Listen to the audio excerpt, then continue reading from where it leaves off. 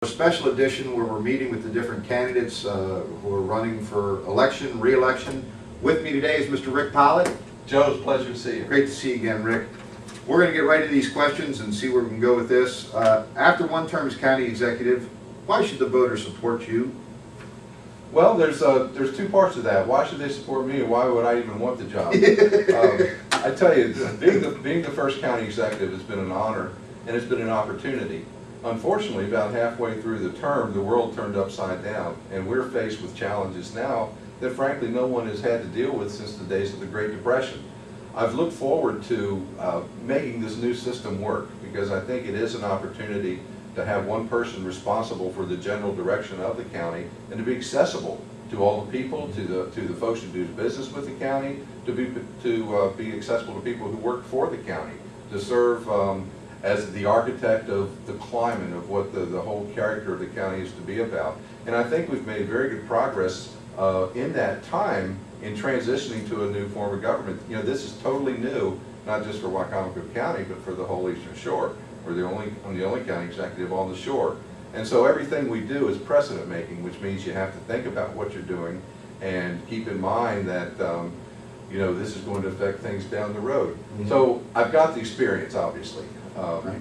Depending on your point of view, I'm either the best county executive or the worst county executive we've ever had. There you go. But I do have the motivation to make this transition work. Mm-hmm. I like the idea of having a strong executive that can be held accountable and that can put his or her stamp on different activities rather than lose it in a 7-member committee, which has happened so many times in the past when it was all county council. Mm-hmm. So I think I've got the motivation and I've got the experience and certainly have the will to keep at it for a while longer. Okay, good.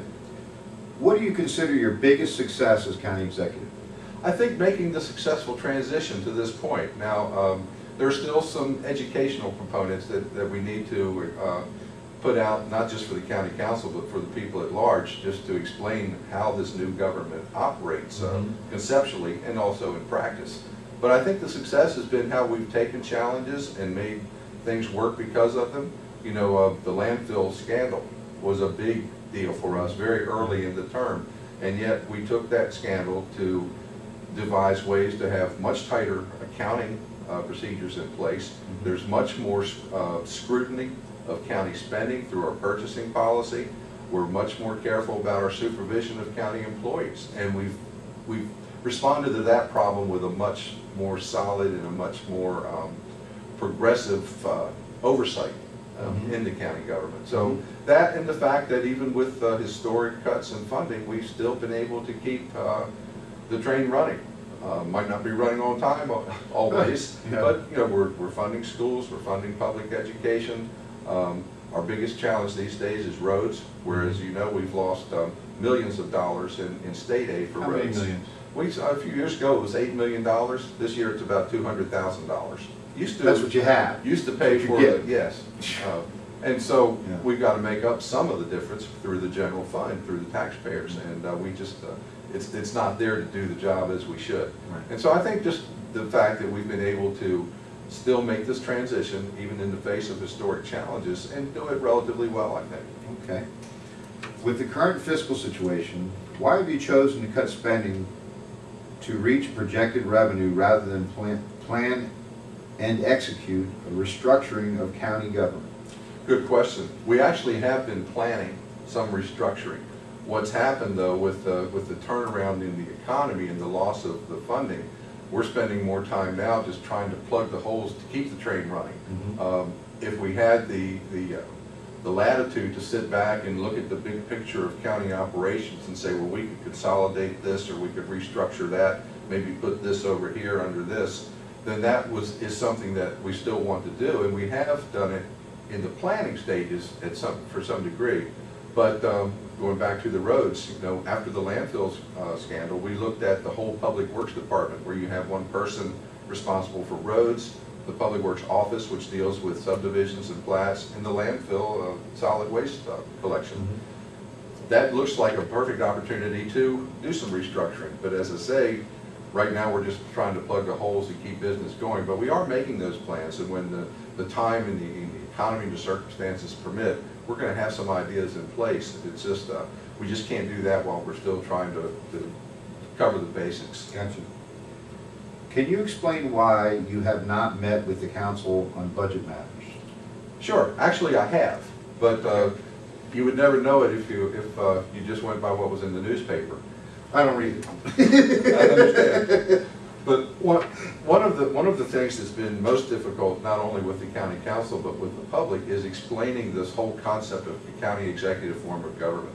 Now, I have talked with all the other county executives in the state of Maryland. Mm-hmm. There's 7 other executives, including the mayor of Baltimore City. The county executive is a strictly separated part of the government. The charter gives us our roles, gives the county council their roles. To a person, all of the other executives in their interaction with their councils deliver the budget on the day that it's due, and then it becomes the council's project.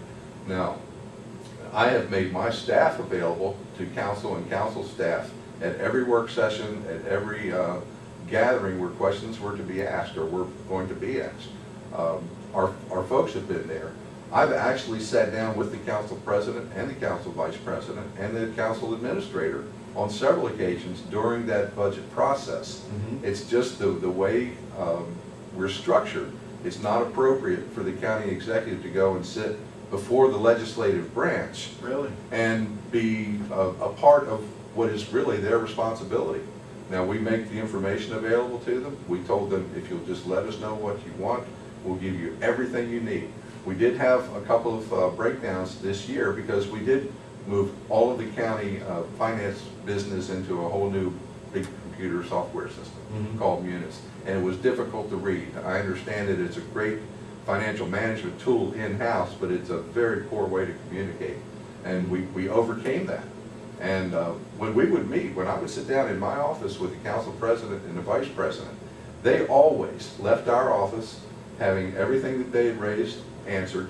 We thought we were in good shape, and then 2 days later, after the council meeting, we hear that Councilman so-and-so was angry about this, Councilman so-and-so said they didn't get that. I said it was politics.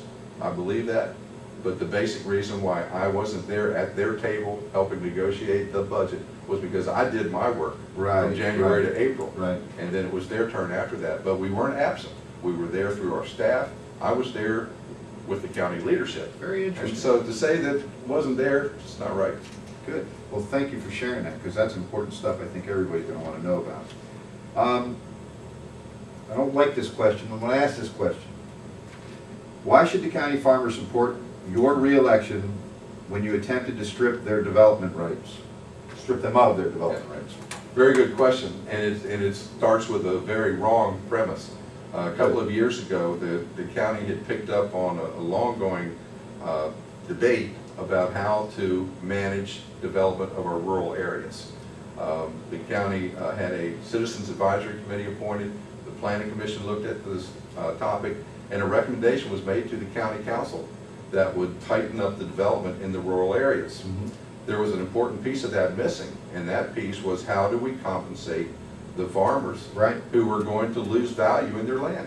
And what we wanted to do, it died at the county council level. I took it over after that as an effort to find that complete package that not only recognizes we want to keep Wycomico County rural, we want to keep farming our #1 industry, as it is. Wycomico is the #1 ag county in the state. But we want to make sure that farmers are compensated when they lose their land to regulation. We don't want to be the cause of a farmer not being able to get a loan in order to go out and buy a combine.